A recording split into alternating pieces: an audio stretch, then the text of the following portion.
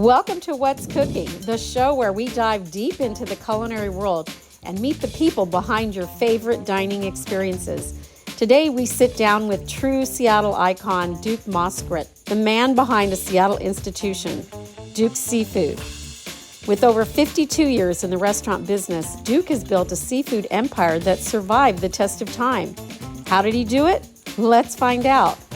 Well, I've been told I've been the longest standing restaurant owner in the Northwest. And that's about 52 years to be exact.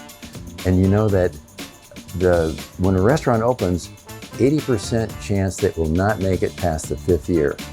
So how did I last 52 years? Well, that's my story. Duke's journey into the restaurant business didn't start with a lifelong dream of owning a seafood restaurant. In fact, his start was rather unexpected. I was a stockbroker at the time, so I was just going to invest in Boathouse and sail off into the sunset. Well, it didn't quite work that way. Opening night was a disaster. Nobody was getting any service. I wasn't getting any service. And so I got up from the table, I ruined the dinner for the people who were with me, and put on an apron, and that was the moment that I got in the restaurant business. What began as a small role in Ray's Boathouse soon became a full-time venture. Duke didn't just serve food, he learned every part of the business, from bartending to cooking. But even with all that effort, success did not come overnight. We were broke, so I wrote checks to everyone and then sent them. We didn't have the money, those checks were going to bounce. I don't recommend this move for any, and I don't think they teach it in business school. And 3 weeks later, Ray's took off like a rocket. Duke's business savvy and determination paid off, but his entrepreneurial spirit didn't stop there.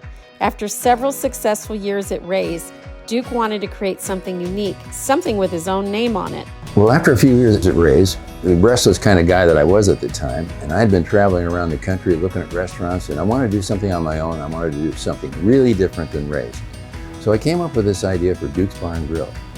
And it was crazy. I had ideas that were beyond crazy. For instance, we paid cash every night to everybody who worked there, no payroll checks.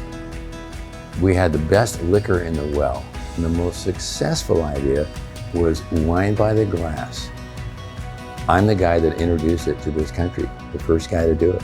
Duke's vision to push boundaries didn't stop at innovative business practices.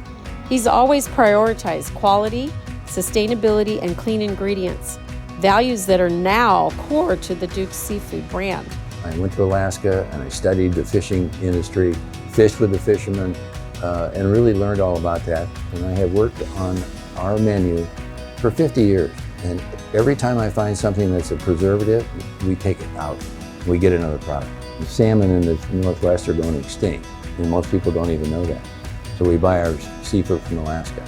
And every year, we're doing a salmon soiree where we raise money, a lot of money. In fact, last year we raised $700,000, a record amount, to save wild salmon. And we're going to continue to do that.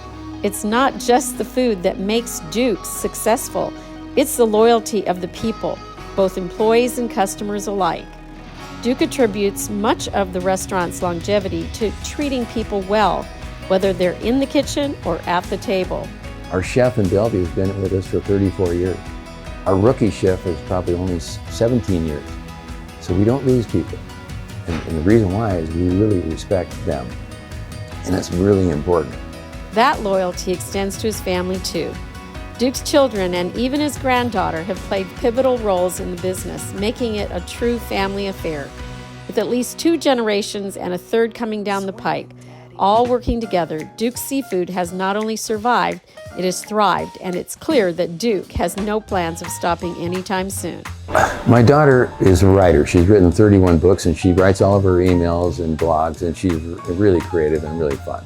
My son is my partner, and if anybody knows John, he has a particular talent to deal with people, not only guests, but employees. Everyone loves him, and it's just been great.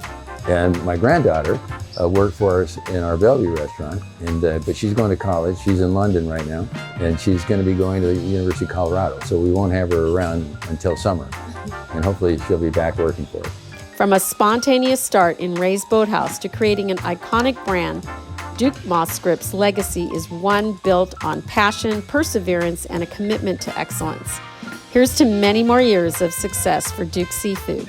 The future is really bright. We want to continue to do what we're doing. Our restaurants are successful, and we're really enjoying it because the restaurant business is hard. And when you get something that's successful, you just want to keep doing it. So we plan on keep operating our restaurants. We've got long leases.